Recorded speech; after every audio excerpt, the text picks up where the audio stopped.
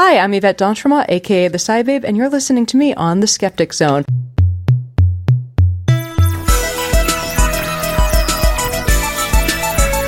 Welcome to the Skeptic Zone, the podcast from Australia for science and reason.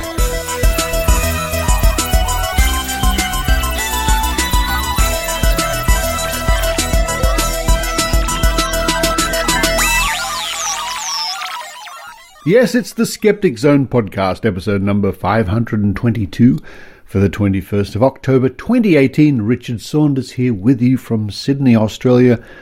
Lightning and thunder and rain and hail and cats and dogs and puddles and everything. Last week has been wet. But it did not dampen the Skepticon last weekend. In fact, the weather was okay. It sort of rained a little bit and then it was sort of okay. What a huge success Skepticon was. The positive comments for organising that and putting that together and bringing out those special guests, flowing back to the Australian Skeptics, have been just terrific. Some very nice compliments coming back to me. Thank you very much. I gave a couple of presentations. More about that in the coming weeks. In fact, we're going to kick off today with a report from Maynard at Skeptical Trivia, which was the kick-off event, the lead-in event for Skepticon 2018. That was fun. That was fun, really. Lots of people playing trivia. And Maynard, tonight, running around at the pub with his microphone, chats to Skeptic Zone reporter Mandy-Lee, one of the vice presidents of Australian Skeptics, Joe Benhamu, former Skeptic Zone reporter, Beth Darlington from Access Paranormal, who was a guest at the convention. Another guest, Dr. Sue Blackmore, was there. Kirsten Banks, yet another guest, and Dr. Pamela Gay. All these people were rubbing shoulders at the Trivia Night.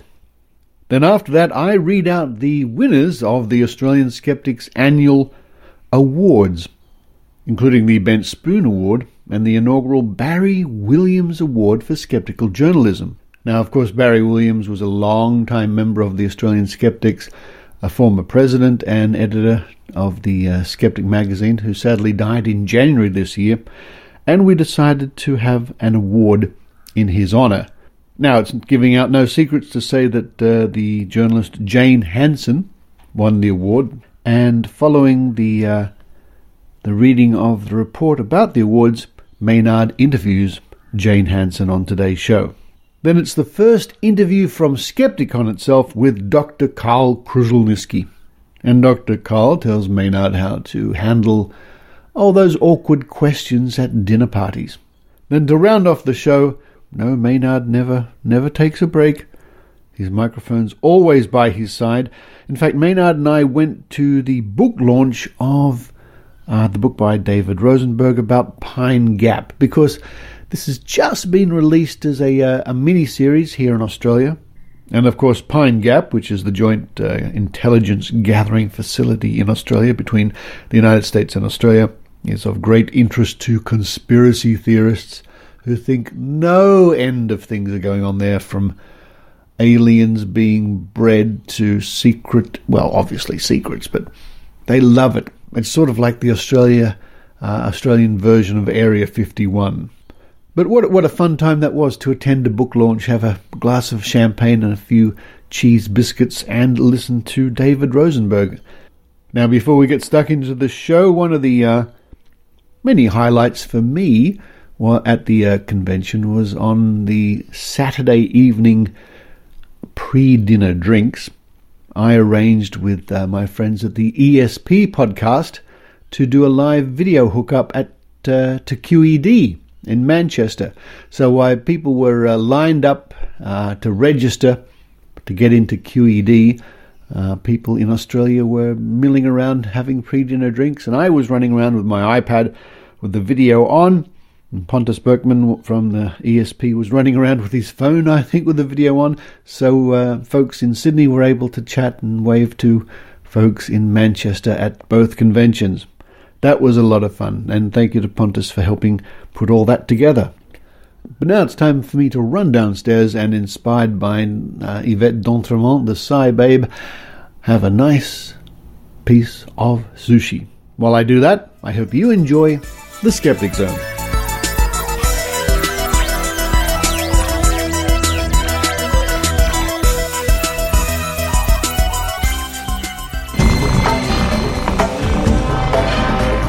Here's Maynard's spooky action at a distance. It's the beginning of a weekend of hushing and flushing and rushing and crushing and walking around as the biggest skeptical event on the national calendar takes place. It's Skepticon Sydney. That's right. For skeptics from all over the world and all over the bathroom will be coming to see what's going on. And we're having our first event for the whole thing. This is usually the night that's the biggest one. Last year, who could forget, we had the guys from Cognitive Dissonance on, the Scathing Atheist on. It's a huge night and it was absolutely packed. So that's why we're doing 2 levels of the meet and greet, which is the Occidental Hotel, where we normally have the mighty Skeptics in the pub. So what we're going to be doing tonight is on this first level where I am, there's going to be a trivia contest. And the level above is where the hardcore drinkers will be. And people will sort of oscillate between the two, like the use of the skeptical word there, oscillate. And of course, a new word I've discovered, which I'm really getting into, mimimphidian. We'll find out what that is later. You mimimphidians, you. Of course, you hang around the bar, and who should we bump into? Who we got here? Mandy Noble. Okay, Mandy, how do you feel? What is the hot tip for this weekend as far as the skeptical thing? What are you here to see? Probably looking forward to Richard Saunders. Doing his talk? Yeah, doing his talk. He makes it all up, you know. I've no doubt. So. And are you doing a talk this weekend? No. Well, really, now how come they got you here? Why didn't they do it? I came under my own steam this year, and I'm looking forward to having a break. And Okay. Now you'll be hanging around the skeptical foyer out the front, won't you? Oh, absolutely. Looking forward to catching up with everyone. Because that's part of the thing. It's spending a weekend with some like-minded people with some interesting debate. Yes. People who are interested in having conversations about skeptical things. Yes, rather than your friends. Sometimes they're short on the ground, aren't they? Sometimes they certainly are. Okay. Yes. Thank you. Oh, look, there's very many special guests have flown in from all over the country. One of those people would be Joe. Great to have you here from Melbourne. Hi, Maynard. Nice to see you. That is a fabulous suit, can I say? Look, this was given to me by Tim Ferguson. You would have seen this suit on Don't Leave Home Without Your Toothbrush. Of course. The only 2 remaining suits that are any good are the red one and the blue one, and you gave them both to me. I remember that suit, actually, yes. This suit has given away prizes, but not tonight. The skeptic. Richard said there's a cash prize for trivia, but he didn't say how much. Oh. I'm saying it's a lazy 5, knowing the skeptics. And so what's the big skeptical issue that's been burning your butt off over the last year since we last spoke to you, probably? What has been really bothering me? These days, I think probably the last time I spoke to you, I was still, I work in clinical research. And I remember giving you a prize or something when I hosted a dinner last year. Didn't you win something skeptical, or you came up to speak or something? I gave out a prize. Oh, okay. I haven't won any prizes, but I'm quite happy to give them out to other people. The thing that's really bothering me at the moment is cancer patients being taken advantage of by various proponents of dubious therapies. Well, in Australia, our regulations are a bit tighter. So are they going overseas to do this, or are they slipping between the cracks of our regulations here? No, they are some... Look, I think they still very much are going overseas. So, we still see patients going over to Texas or to Mexico and so on. But the sort of thing I'm seeing more of is not necessarily, people going off and having some, alternative therapy outside of oncology. I'm talking about people who are, potentially still having conventional science-based treatments, but who are then going off and having sort of supportive treatments from naturopaths or, going to clinics who are taking advantage of their illness, not necessarily offering to directly cure them, but selling them all manner of supplements and, offering them things that really kind of don't make sense in terms of the disease they have and confusing them. The thing that I'm incredibly really passionate about is actually about health information. It's about how we educate people so that they understand what's happening to them, so that they are better able to kind of sift through all of the huge amounts of information that are thrown at them. And I think one of the things that happens so often with these practitioners is that they bamboozle people with information at a time when they're really vulnerable and can't make good decisions. Yes. Look, and I'll probably talk to you over the weekend. You will. And welcome. Thank you, Maynard. Richard's been hosting the first round of Skeptical questions here at Skeptical Trivia. One of the great questions was, how far in astronomical units is Earth from the Sun? How far in astronomical units is Earth from the Sun? The answer coming up later in the show. Lara's answering questions now. She's doing her questions. One of her questions, what sphere is the lowest part of the atmosphere? What sphere is the lowest part of the atmosphere? The answer coming up later in the show. Well, it's always to get the air of bitterness that comes over a team that come in second last. And here's a team that came second and got nothing. How do you feel at being pipped at the post? Trivia Newton-John. Oh, so tell me, how do you feel about being a disappointing loser? I feel terrible. It's really sad. We got so close and I can't bear it. Everyone else in the team reckons you didn't even contribute anything. I did. I contributed Yuri Gagarin, but they didn't write it down. Sputnik I got, yeah. So she's giving answers, you didn't write it down. And hang on, She's got more to say. Don't anyone say anything. I got Universal Serial Bus. Ah, good. Well done there. Well, you came pretty close there. To what do you blame your loss? The fact that Jamie and Brad ditched us before the end. I blame them. Oh, really? Yes, exactly. And the one that knew all the political questions, we blame them. So it's their fault. That's fair enough. Well, congratulations on coming second anyway. Thank you very much. Yeah. Now, look, the trivia's already been on, folks, and everyone's been pretty excited by the trivia there. There was some controversial questions, maybe about Colin Baker's partner. That was one of the other ones. The other one was, what's the highest mountain in the universe? Which, of course, opposite me, I've got some people that would know that there. But who have we got here? Beth Darlington of Access Paranormal. And, of course, you'll be on a panel which is running on Sunday morning. I am. I'm very excited and slightly scared. Well, that's the one that's all about cryptids and ghosties and things like that. But I wouldn't say there have been many people who are believers in that sort of thing here. No, I'm amongst very, very different people, but also at the same time fabulous people. So what is the question you're most afraid of? I don't know yet. I think when it gets asked, you'll find out. I'm still working that one out. I can imagine me something, why do you bother with that hooey? Maybe something like that? That's a normal question. Okay. I get asked that all the time. And why do you bother with that, some would call hooey?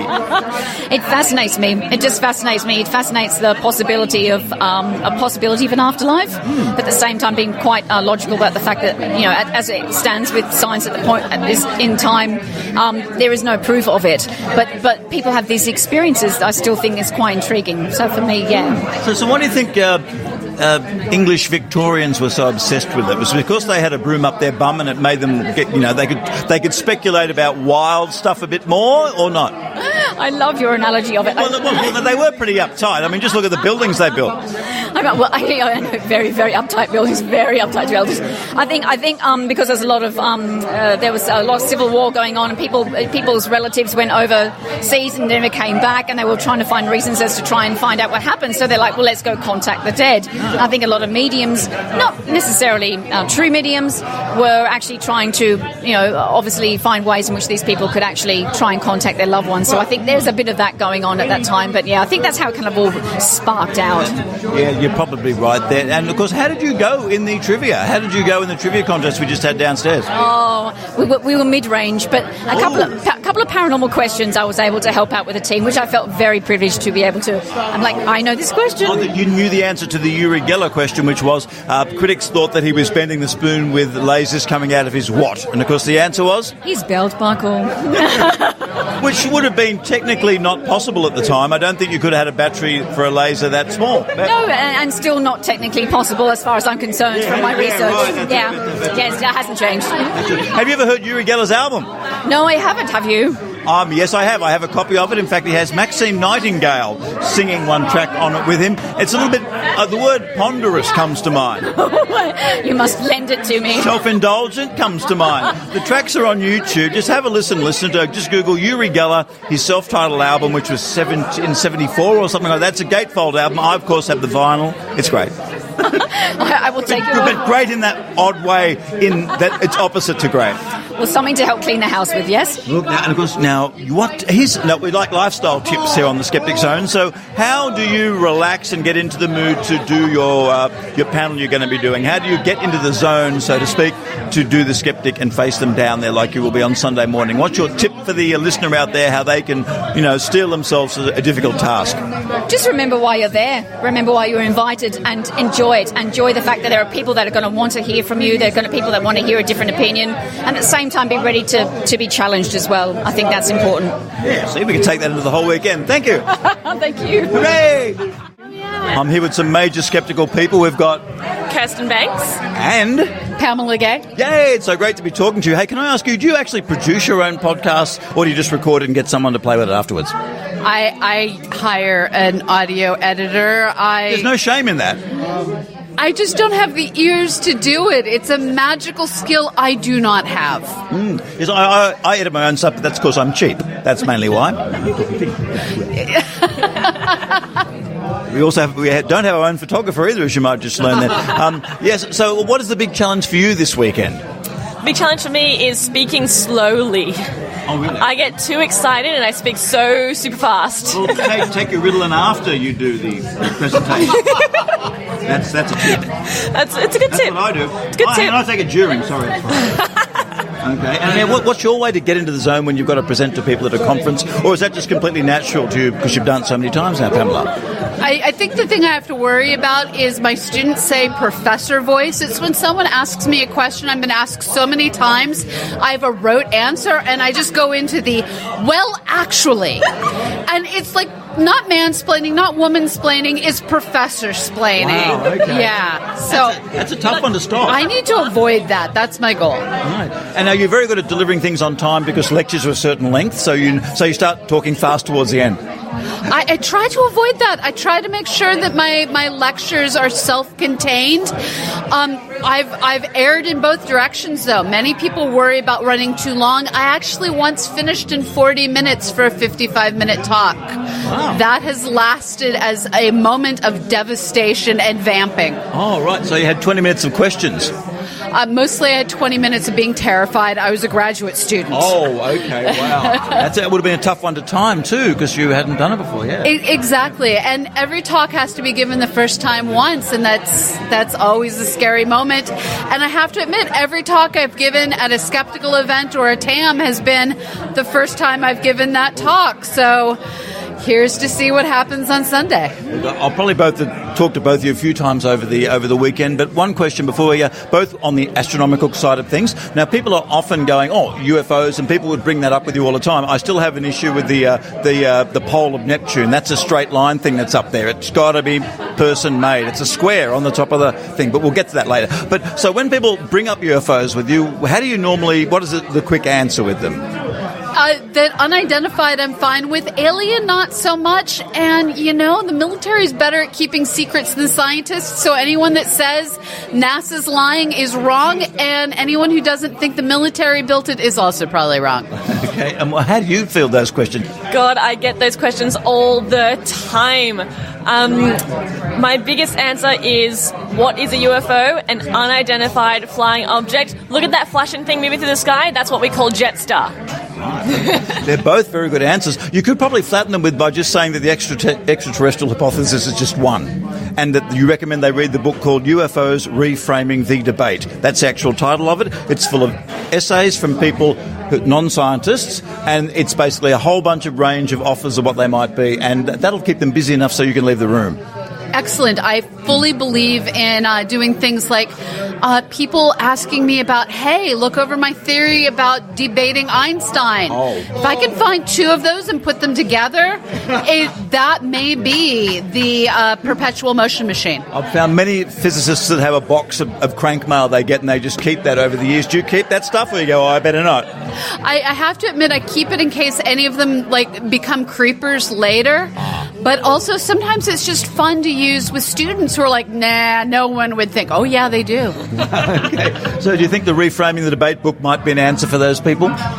definitely something to think about. I'd definitely like to read it, actually. It's got lots of ideas. I mean, it goes from everything from a religious one like demons through to multiverse, time travel, stuff like that. So it gives lots of options that are equally as valid for the proof we've got of the extraterrestrial hypothesis. Yeah. Cool. Sounds fun. I'll have to find it and actually read it. I'm very interested. Yeah, it's an interesting book. Okay, well, thanks for chatting to us. I'll chat to you over the weekend. Now, drink up. Oh, what do you? That is a non-skeptical. I'm not skeptical about what you're drinking. What is that? This is a hazelnut martini, and it may be the best choice I made today. Thank you.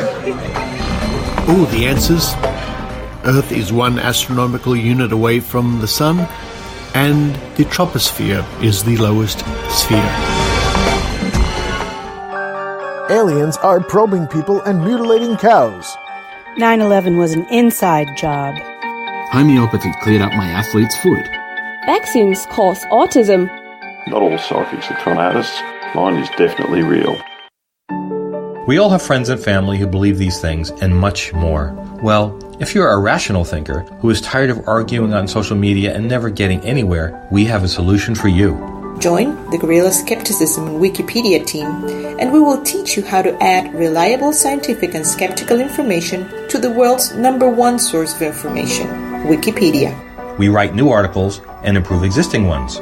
We remove pseudoscience, paranormal, and alt-med claims, substituting the actual facts. And we operate in many languages. We've already reached tens of millions of people searching for information, but as you can imagine, we can never do enough. So please, join us. All you need is a PC, a Facebook account, and the desire to help educate the planet. In fact, you'll be educating the world while you sleep. Contact us at gsowteam@gmail.com. Guerrilla Skepticism. The time is now. Music by PurplePlanet.com.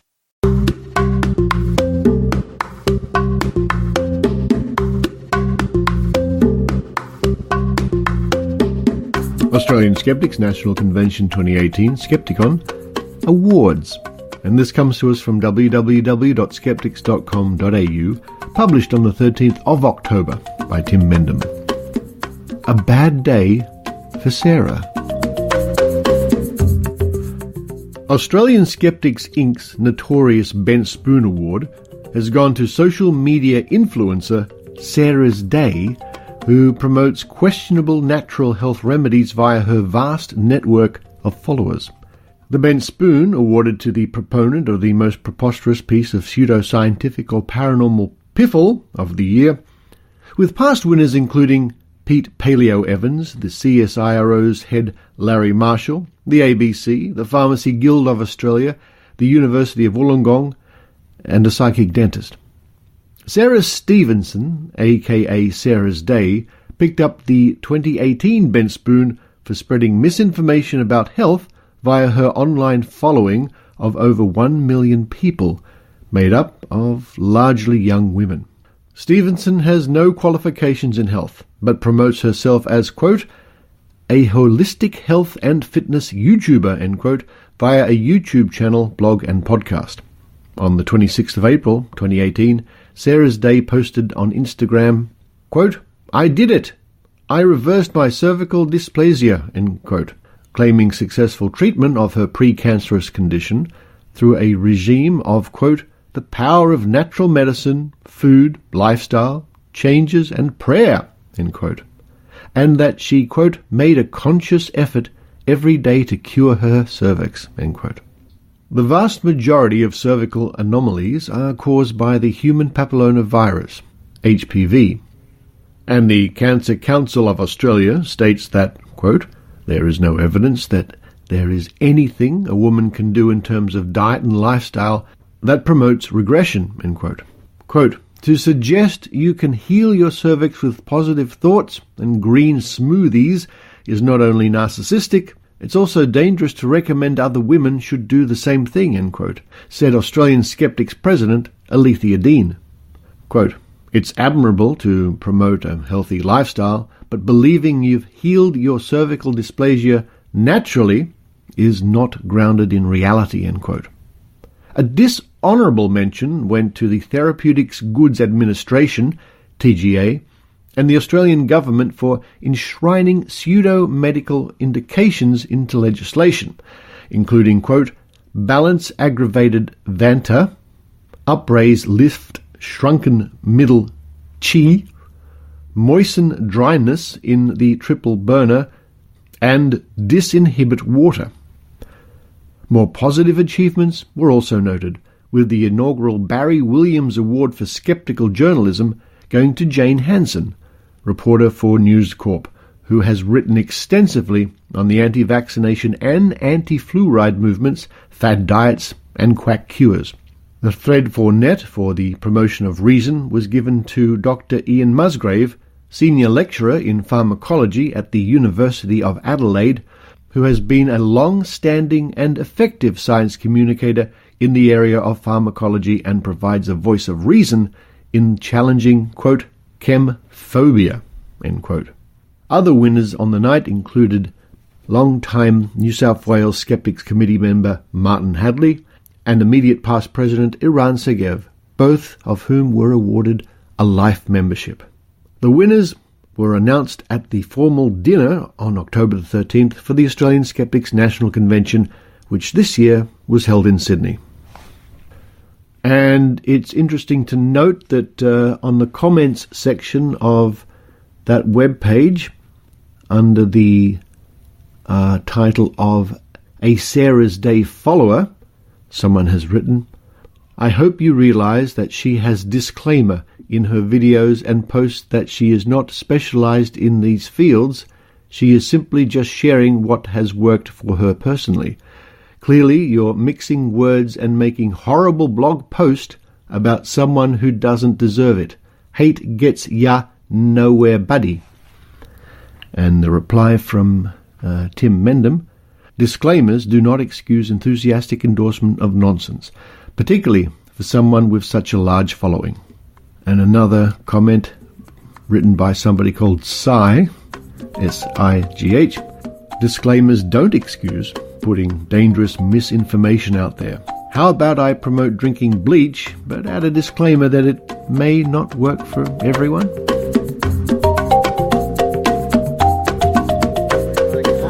Sunday Telegraph. Oh, cool, okay. Look, I'm here right at the back of the room now, which is interesting. There's plenty of room back here. Who have we got? Jane Hansen from the Sunday Telegraph. Ah, right. And look, how are things in the print media world before we get into what you've been doing? You've been there a while. How do you think it's changed recently? Is it tough?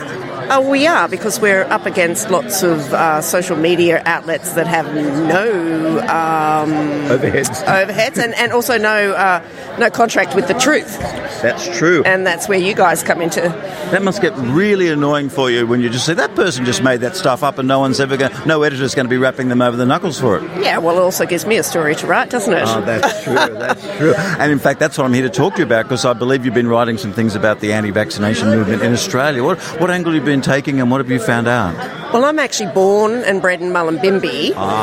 So Ground Zero, which is Meryl's tramping ground, Meryl Dorey, who's, from America, but has, she set up in the 1990s and set up the AVN, and it's always been a thorn in my side.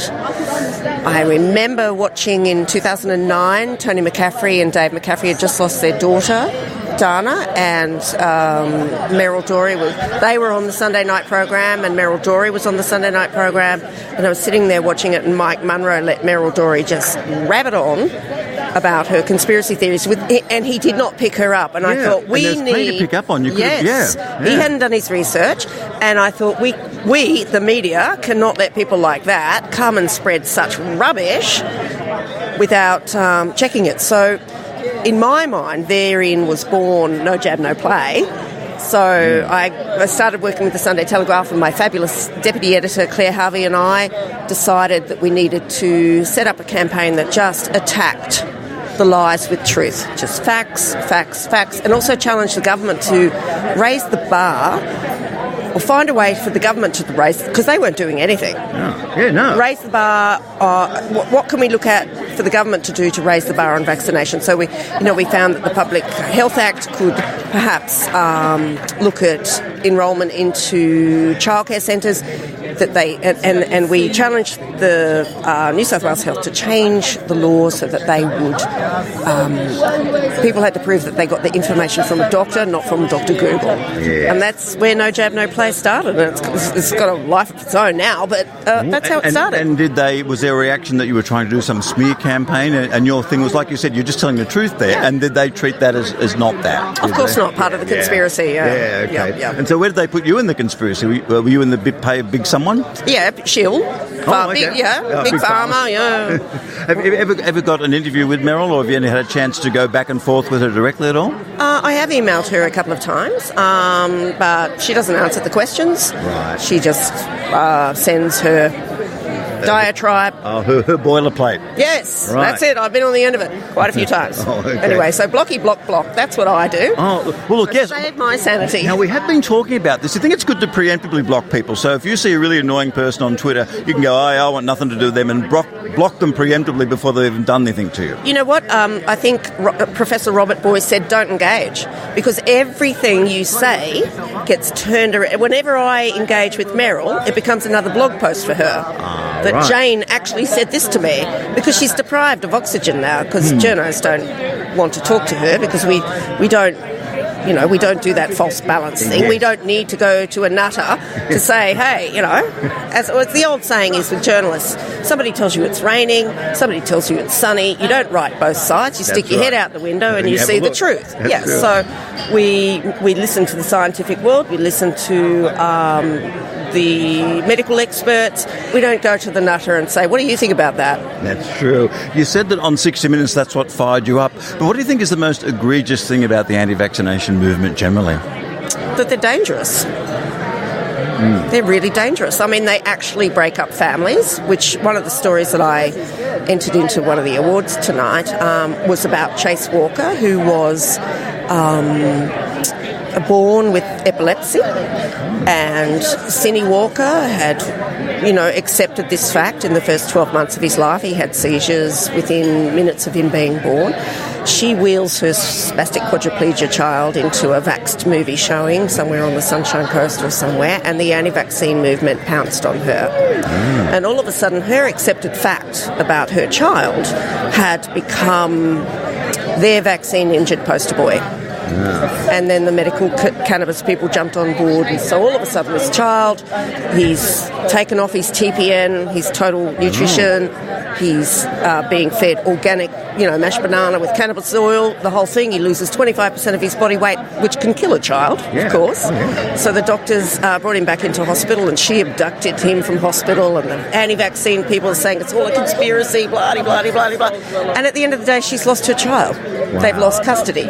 So they have actively destroyed an entire family. And I don't want to be mean to Cindy and Mark, but they were vulnerable people who weren't, particularly scientifically literate. And the anti-vaccine brigade are looking for a poster child, and they found it in him because there aren't many vaccine-injured people.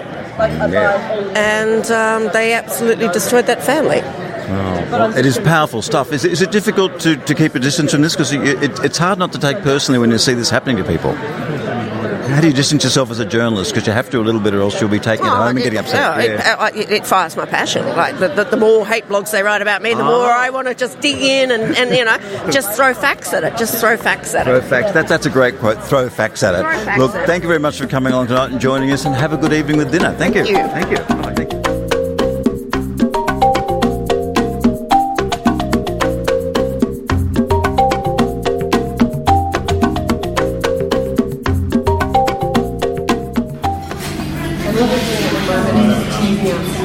Sweet cappuccino.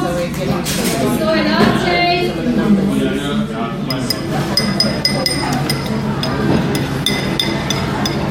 Hey, Richard. Oh, hi, Trish. Hi. Would you like a coffee? Yeah, thanks. What are you working on? I'm trying to come up with a new promo to play on the Skeptic Zone. Who's it for? The Good Thinking Society in the UK. Oh, yeah, I know them. The guys who recently chased the homeopaths out of the UK public health system. Oh, did they? Yeah, they campaigned and lobbied government for a while, and now you cannot get homeopathy on the NHS. So they can now spend public money on healthcare that works. Oh, right. Look, I'll mention that in the promo. Now, Their website is goodthinkingsociety.org. And that website is a good resource for learning more about quackery. Thanks, Trish. That gives me something good to think about.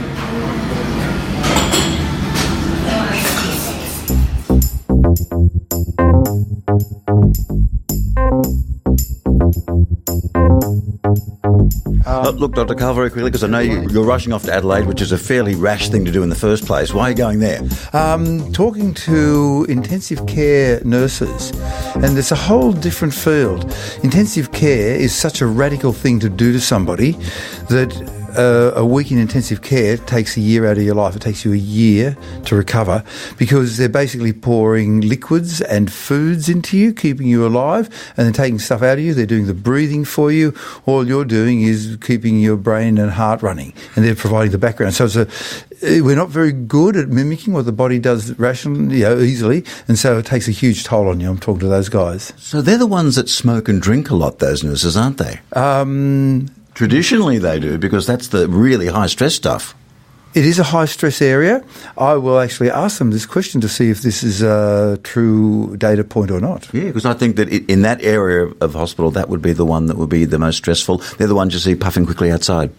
I will go and see how many I see puffing outside. And look, the one question, because you do have to go, is that you mentioned there that you're at a dinner party, you're a guest at someone's place, and someone made a obviously false statement, and you were put in a difficult position by your wife. For all the skeptics listening that just want to jump in there and barrel the people down, how did you handle it with a suggestion for them doing the same? Well, I was going to be irrational and try and engage him in discussion, and a small part of me in the background knew it's not going to change anything. It's just going to create an awkward atmosphere, and we're going to end up with a he said, she said thing. And then my wife, seashore. And then my wife started gently nudging me, kicking me, bashing me on the leg, and I realised I'm being irrational.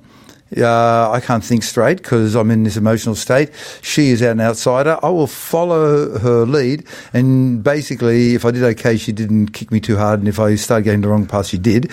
And the pathway we chose turned out to be perfect for this situation, which was at a dinner party where the climate denialist was a regular Thursday night guest, and I was just a blow-in once. And it would be really impolite to everybody to create a bad vibe. So I just said one thing, which was, you are scientifically incorrect, and changed the subject. Because nothing I could do would change his mind, would bring him to the light. And was he still trying to have the argument, so you just took that same path? No, he backed off very quickly. He dropped in a few comments, and each time he did, my wife kicked me, and I just smiled and said nothing. And other people picked up the conversation, and it just sort of drifted away. And it was a far more pleasant evening, and I didn't waste time on somebody whose brain could not be changed. Right, so make your thoughts known, and then just be polite and change the subject if they do. Yeah. It's not going to change. If you look at what would have happened a few hours later, if I'd gone down a different pathway, we would have had an argument, it would have been unpleasant, it'd be unhappy, and his mind wouldn't have been changed. This way, we were still at the same path, same end point, but we had a happier ending. You feel the same way about arguing online? Because few things are as useless as that. Arguing online, often you're arguing against trolls. What you can do is just stick to the facts. The moment they start degenerating into rudeness, I mute them. But so long as they're polite, I'm cool. If they're a troll, let them troll away. If they are in fact genuinely a troll, if they're a bot, I'll just block them. But I do like to try to keep the lines open, and because it's not just them, it's their family at home. They might have children or parents. Okay, look, thanks for your time today. We'll see you here tomorrow. Enjoy Adelaide. We've got Lauren to come up now, so I'll get out of the way. Bye. Hi, Dr. Lauren. Bye.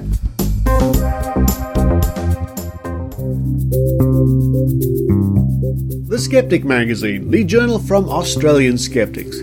Subscribe online to the world's second oldest skeptical magazine.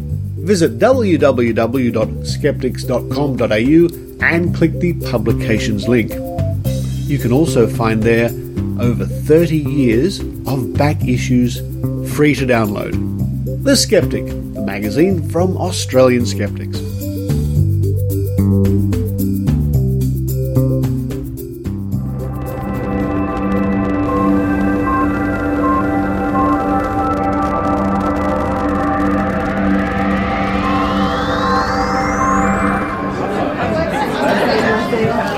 secretive Maynard here in the audience for the Pine Gap book launch by David Rosenberg. I'm surrounded by people who worked with him at Pine Gap while he was there, and people of interest who want to know more about it, to do with the TV show and to do with hopefully picking up some bits and pieces of information about what goes on there. I've been reading up on it, and I've learned a lot more, and it's one of those things where the more you read about it and you don't know much, you get very confused very quickly.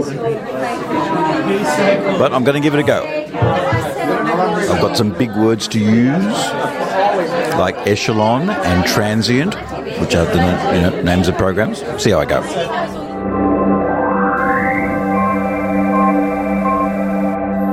You can hear how busy the room is, and I thought I'd play a bit of a game of see if I could spot the spook, see if there's any like spies or operatives here. And honestly, again, how would you know? It could be like someone who looks really obvious with an overcoat and a slouch hat, or the person who looks completely non-obvious. Could be the one, or there could be no one here, or everyone could be a spook. It's a fun game to play. I reckon the guy with the cardigan. Yeah, the guy with the cardigan, he's got secrets.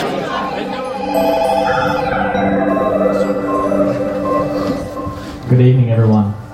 My name is Liam Clark, and it's my pleasure to welcome all of you here tonight to launch the book Pine Gap, The Inside Story of the NSA in Australia, written by David Rosenberg and published by Hardy Grant Melbourne. It's lovely to... there you go.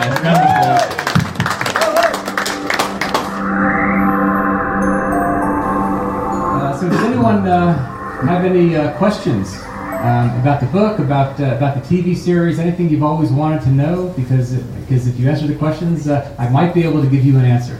Yes, in the back. Hello, Richard Saunders from the Australian Skeptics. One of the things that we get put to us quite a lot of conspiracy theorists, and I kid you not, one of their conspiracies is Pine Gap is a secret base for aliens to create clone robots. I'm not making this up. Did you encounter these sort of crazy conspiracies when you were working there? Has everyone here heard of the UFO Research Society? The New South Wales UFO Research Society. Yes, I was asked to give a talk at that particular organization's, and I did that because I'll respect people's opinions and what they want to do. So they gave me a long list of questions exactly like that. How many aliens have been to Pine Gap? Is it an alien landing site? How far underground does the facility go? And is it used in high-powered weapons? So I severely disappointed the audience. I have to say, because I couldn't confirm that Pine Gap had aliens or that we were involved in any kind of high-power weapons testing. It simply does not happen at Pine Gap. As I tell people, the satellites that Pine Gap uses, the antennas are all pointing down towards Earth, trying to find intelligence there. Every now and then we find some.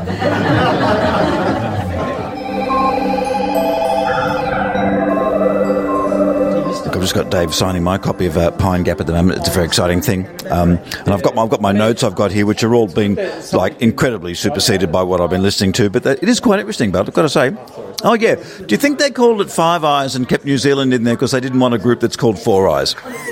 That sounds like it's a better name, doesn't it? Five Eyes rather than Four Eyes. We had to find a fifth, and New Zealand was a good choice. That's true. And look, I suspect that the whole aliens thing is a disinformation thing to throw people right off the path of what's going on, because you were saying that you can recharge the batteries on nuclear submarines, but it's just a communication. It's a low-frequency communication. You're not charging any batteries. Well, we're not charging any batteries at Pine Gap, I can tell you that. And has anyone asked you, and there was no pushback tonight. There was no one going, boo, get off Australian soil, boo, none of that. No, we're all good friends here, actually. And I did say earlier that I do believe that the partnership, the friendship, the alliance is bigger than one person, regardless of who is in office. I think the bigger picture always has to be seen there. And the alliance goes back very, very far. It's very, very strong. And hopefully it will just continue in that respect. Yeah. And there was the question asked, if you thought there was something going on, the government was doing something bad, is there any mechanism to go, oh, hey, can we do that? But I would think that would be like if you're given the launch codes, you just push the launch codes. You don't go, is this a genuine order? You don't question orders. Is it like that in the intelligence community? Right. I know that's the way it is in the military, because in the military, if you don't follow orders, then people die. So you really have to do that. We are collecting intelligence. Everyone, of course, does have their own opinion, but when we all sign up, we know that when we're here to do a job. We get tasked to do work in finding particular signals, and we do that. Like I said, Pine Gap is not an offensive base at all. It doesn't have any kind of offensive capability whatsoever. Wouldn't communications for drones be routed through there? Not at all. Nope. That would give Pine Gap an offensive capability, and that, I believe, would not be acceptable to the Australian government. I also don't think that it would be acceptable for this particular facility, simply because it would be such a change in the protocol that's existed at Pine Gap to simply be a passive eavesdropping facility. Basically, use satellites to collect signals passively, but not transmit anything that might indicate any kind of a weapons capability. Any members of the Mossad hang out at all in Pine Gap? I haven't met any. Whether they're there or not, okay. We'll have to wait. Maybe they visit Alice Springs. Look, and congratulations on getting a TV series about Pine Gap, which you've described as a geopolitical thriller. So it's like an episode of Columbo, is it? An episode of Columbo? Well, if some guy comes and goes, one more thing at the end, and that's what... If Columbo had satellites, that's what that story would be. Okay, and one more time, what's your favourite website? We should go and read some stuff that we can even learn as much as is in this book is pretty good. But is there somewhere else that you're good? Like, the Confessions of an Economic Hitman. Would you recommend that book? I haven't read that one, but I heard that it was pretty good, so I do recommend it. But if you do want to know more about Pine Gap, my website is pinegapbook.com. Go there. Thank you, David Rosenberg, and good luck with it. Thank you very much, Maynard. So look, so how does this go as far as a book launch goes? Is this a good crowd for a book launch? Yeah, it is a fairly good crowd, I'd say. It's a good turnout. Everyone seems very interested, and the questions were not as challenging as I would have expected, given the dynamic nature of the topic and the political. I thought people would go, boo, Pine Gap. There was none of that going on. No, well, I guess the people that would have read the book and supported the author would be fairly, into the benefits of. And of course, hear it better read than dead. It's like, man, it's like a lot of people think it's an uphill push to sell books these days, but not. It depends, doesn't it? It certainly does. Especially, I think the way to go is engaging with the community. So our bookstore we've got a book club on tonight, an external event, one in here, high teas with authors and book launches, and I think that kind of, if you engage the community in different literary events, I think it makes books more of a feature as part of a societal aspect rather than just a one-off, reading. So what's it like when there's a poetry night here? Does it get a bit beret wearing, does it? Oh, well, speaking of berets, I run the French Literature Book Club. Oh, well, you have to wear that, don't you? You got to come with the baguettes and the whole kit and caboodle. Our owner owns poodles, so, Wow, okay. So if you have a French poetry night, that must be insane. I'll put it to the guy that runs our Unspoken Words poetry group, Emma and Zach, and see if they might want to do a collab. Well, I guess you've done a good job here. It's great to see so many people here. You could have actually used a bigger space, couldn't you? Well, sometimes, we consider having the mezzanine level, taking the books off the cooking section, and... Well, go books. Oh, thank you very much. I'm talking with the only person who had any vague... Who we got here? Dennis Ridewood. And Dennis, you wouldn't be a big fan of Pine Gap, or you think it's a necessary evil? What do you think? No, I'm a big fan of David, and I'm going to look forward to reading the book. I think that, yes, we do need to have levels of surveillance. It's a shame when these surveillance don't actually do their job, and we have the instances, 9/11, lead into wars which continue on today. So what's a free kick? What's a great website where you think you can learn interesting stuff and go to? Is there one that your favourite? The Guardian.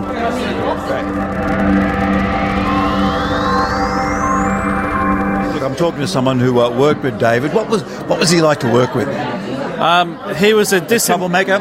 No, he was a disembodied voice on my headphones. Oh, really? Yeah. He'd go, "Wake up, mate." No. I mean, I would just hear him occasionally when he punched on. Oh, okay. And I would hear him in the headphones, but I wouldn't know at the beginning when I started working there who this guy was. And so when you would go home working at Alice Springs at Pine Gap, would you be kind of taking the work home with you and thinking about things at night, or could you turn off easily from it? That was a good part about it. Shift work, you can just switch off because you've handed off to somebody else. Oh, okay, right. Fair enough then. That's cool. And I was asking you earlier, is it like being in combat where there's a lot of boredom and then intense bits? But you said there's intense bits that go on for hours sometimes. No, it was just interesting the whole time. It was just ongoing.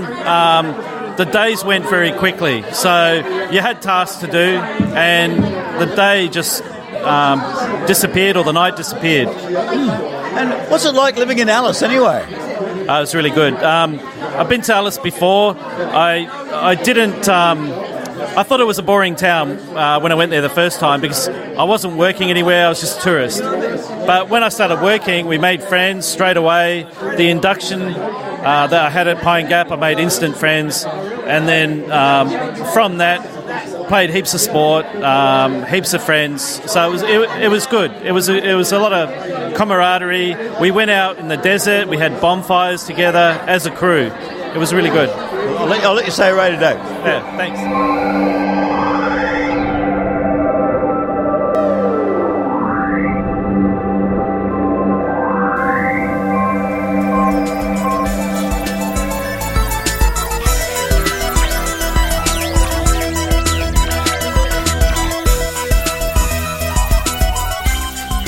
Thank you for listening to the Skeptic Zone, and as this show goes out to the internets, the web, the World Wide Web, in your ears. Right now in Las Vegas, it's SciCon, the Committee for Skeptical Inquiry, are having their annual convention. I'm so sorry, friends and colleagues, I can't be there this year. I love going to SciCon. I had a blast last year. It was lots of fun. I hope it's a big success. I'm very sorry to have missed it this year.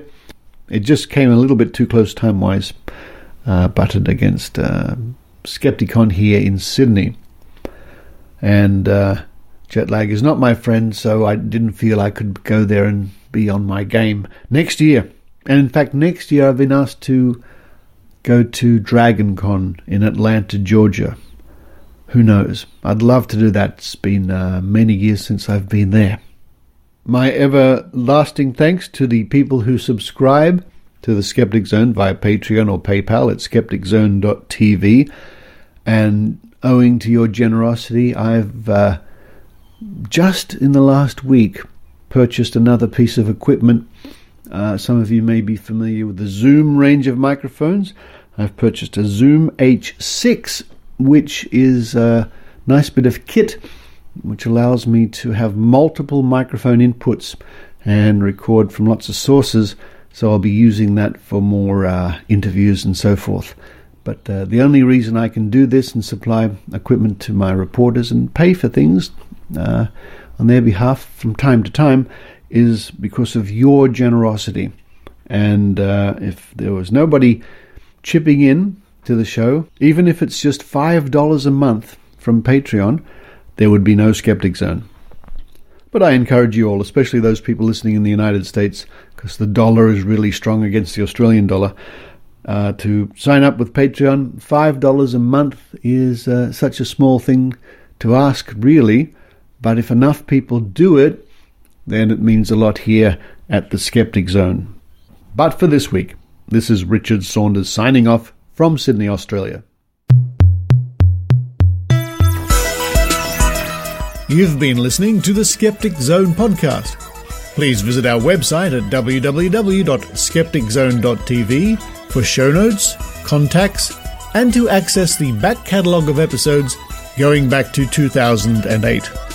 You can follow the Skeptic Zone podcast on Twitter at Skeptic Zone, visit our Facebook page, or leave a review on iTunes.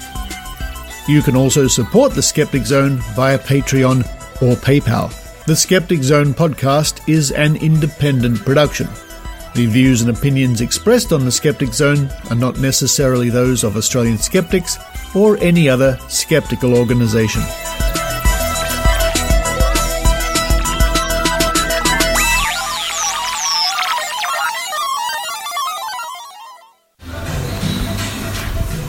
It's hard to believe the convention's over, but I'm back here at Madame Frou Frou. And yes, hello, Karuna. Hi, Richard. I know, she knows what's coming. Here we go. On this lovely counter you've just cleaned, I've got the dice ready to go. Why don't you roll it for us, please? It's lucky number 1. Oh, no, you have to roll it. I was just putting it there for you to roll. No. Okay. I'll do it again. She's just shaking it and... There. It's lucky number 4. Lucky number 4. Okay, one more time. She's rolling it around in her hands. It's 1 again. 1. So 4. 1. Yeah. And roll it around. This is the last one, folks. 4, 1, and 4 again. Thank you very much. And for the best coffee in Glebe, come to Madame Frou Frou. For sure. Thank you.